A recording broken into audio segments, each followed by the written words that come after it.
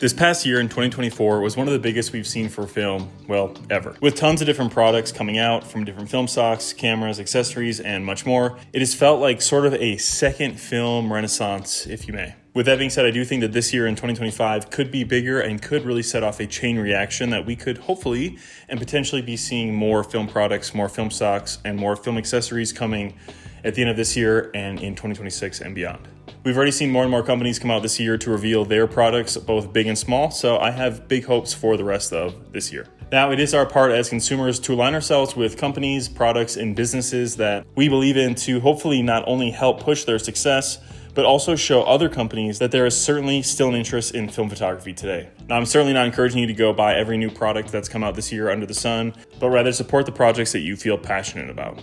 I know for me, as a content creator, I would have loved to get the Rollei 35 AF and the Pentax 17, not only to just shoot selfishly, but also to create content about, but it just wasn't economically viable at the time, especially with moving to Colorado.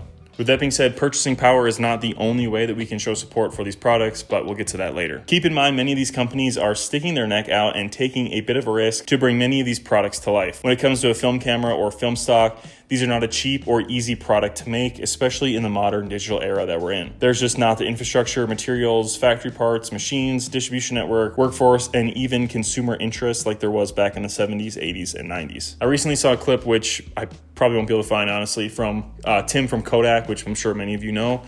He's like the spokesperson, main salesman of Kodak film. He was saying how photographers, photography houses, etc., would buy like $100,000 worth of film at a time, which is certainly not being done today unless you're like a huge studio film, like an A24 film or something. However, last year we did see a whole slew of new products coming out that helped push film to a new audience, from new film cameras like the Rollei 35 and Pentax, new film stocks like Harmon Phoenix in both 35 and 120, Aurora 800, and more accessible cinema film all around the world, to new light meters, scanning methods, accessories, bags, etc. It truly was one for the books if you're new to film. When I first started exclusively shooting film outside of some of my 9-to-5 jobs, it was 2017, and many of the film cameras were continuously decreasing in value, as well as film stocks seemingly declining in interest from both consumers and manufacturers, and prices continually going up. Whereas now it feels like we have new news about film every week, which is something that I definitely am not taking for granted. Which is why I think 2025 and hopefully into 2026 could see the year that we really see film spread its wings and get some growth and traction in this current modern era. Or potentially the inevitable downfall of our beloved hobby. We'll see. With 2024 being such an investment-heavy year, especially in comparison to the years leading up to it, we're seeing more and more businesses and individuals attempting to make products or business ventures in our beloved niche, which we'll cover here in a second. Because of the success we've seen in 2024, I could see some others trying to hop on the bandwagon. And ultimately where I think that this year could play a huge role for film photography and the future of our hobby. Because there are so many products slated to come out this year, I think if a solid amount of them, maybe let's say 60% or something, don't find a good return on their investment, then I think we could not only see these companies, but also other companies be very wary of making products. For example, Pentax just recently announced they would be pausing their film camera production to garner more insights from consumers who purchased their newest Pentax 17 camera. Now, this is complete speculation, but if the camera was super successful and the first in many of their film camera plan, why would they stop production now? Now, I'm not locking in that that's the mindset or saying that that's what Pentax is thinking, but I could see if I was a different film company and I was going to bring out a new product, especially a new film camera,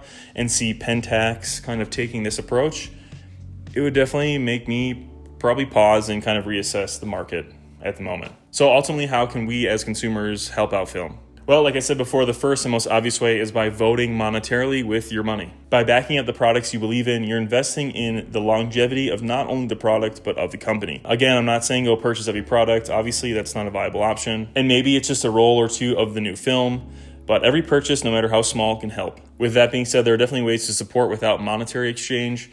The biggest one I can think of would be following and supporting these companies on social media, sharing their posts, liking, commenting, etc. The more engagement that they get, the more likely that someone who is a purchaser will come across the post and purchase.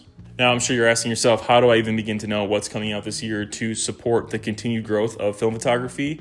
And that's where I'm going to help you out quick. Well, I'm going to spoon feed you like the baby bird you are.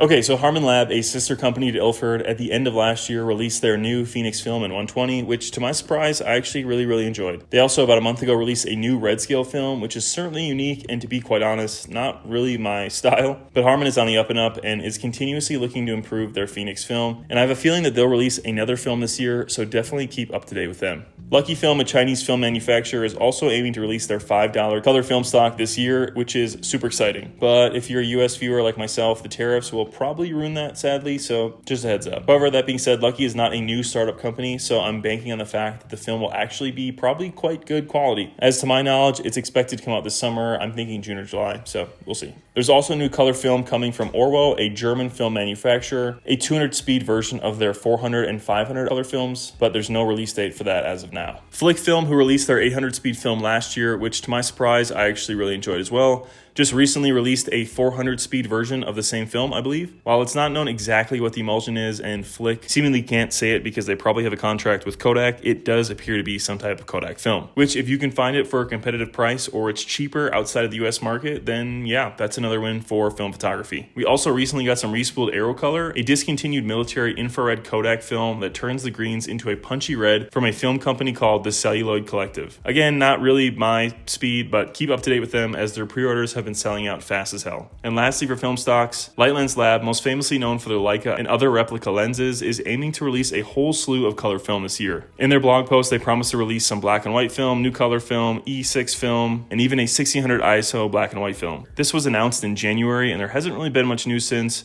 but I would anticipate we get another blog or announcement sometime this summer. As for cameras that are releasing or available later this year, first is the Wideluxx.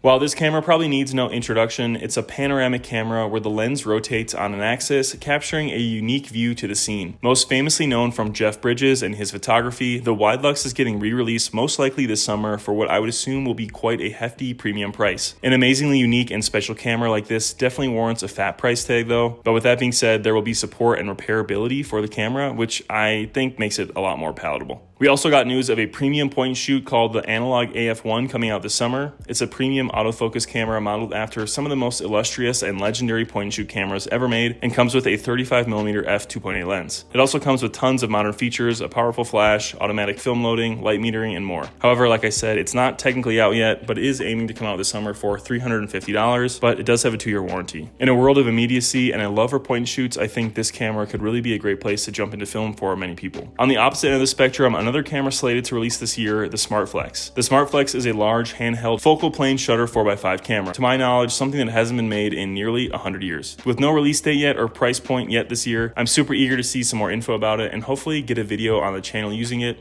Who knows? There's also a handful of really interesting, more DIY cameras from smaller creators that you can purchase this year. First, the new camera from Cameradactyl that shoots directly into RA4 paper, directly skipping the need for film negatives. Pretty sweet. Additionally, there are 2 different cameras, the EB617 and the X35, which shoot panoramic images on 120 and 35mm film respectively. Both of these, like I said, are DIY with some home printed parts, but both are seemingly really well thought out cameras that for the price could potentially rival a legendary expensive camera like the X-Pan. As for other film accessories, I see more and more small yet super useful light meters coming out more and more, which I love to see. Light meters are super important when it comes to film photography, as getting a correct exposure is the utmost importance. With that being said, not to get too in the weeds here, but I just put out a video talking about how great this iPhone app that I've been using for years is, so maybe check that out before purchasing a $200 one. Another thing to think about is that if you're in the US or I guess anywhere worldwide, to start thinking about the potential tariffs that are going to start hitting here. As much as I don't really want to talk about it and get super political, it definitely is going to be impacting all film shooters. Kodak is importing raw materials from different countries, which is going to be obviously raised prices, and same with Ilford or Fujifilm and these other countries that are doing the same, either importing it to the US for consumers here to buy, or importing raw materials from the US to make their films. So I obviously don't know the ins and outs of which raw materials are coming from where, but it is definitely safe to assume that Kodak is not getting all of their raw materials to make their film within the US. So because of that, prices are definitely going to go up, and that will be passed on to the consumer. I know in a lot of places Kodak is already super expensive, especially like in South America and stuff, so I would anticipate this going up even more. So in my opinion, if you can swing it and you have the money, I would purchase some film now, because film for the foreseeable future is not going to be getting any cheaper. All this to say that if we see some success success in these products that were coming out this year, we could see some more products slated to come out in the second half of 2025 and hopefully into 2026 and 2027. With the power of smart investing into products that we truly want to back, who knows, maybe we'll be getting some Fujifilm Pro 400H or something of the like. On the flip side, if the products aren't great and the consumers like you and me aren't interested or purchasing them, we could see something similar like we're seeing with Pentax here. And then a ripple effect where other companies are afraid to bring their products to the market because of the perceived lack of success in the industry, which thus could cause a slow spiral death for film photography as they're not getting any new products, new support in industry and subculture. And yeah, we slowly see prices go up and interest go down. Not necessarily something that I love talking about, but I do think it is important that sometimes these small, trivial things kind of butterfly effect into something that is much larger. And yeah, I just think it's worth for you guys to keep that in mind when new products are coming out. More realistically, 2025 will probably be somewhere in between, with some products finding some extreme success and other companies struggling to keep their head above water. But like I said, there has to be a perceived success that companies from the outside looking in can deem it worthwhile to risk their company name, longevity, business, etc., to bring new film products to the industry. Otherwise, I would love to know your guys' thoughts on the state of film in 2025 and what the implications of some of these new film products, their success, failure, etc., could mean for the future of film. I think you guys always have really insightful comments that make me think about stuff that I didn't while I'm scripting and recording the video. Otherwise, thank you guys so much for watching. Stay safe, stay shooting. Till the next one, adios.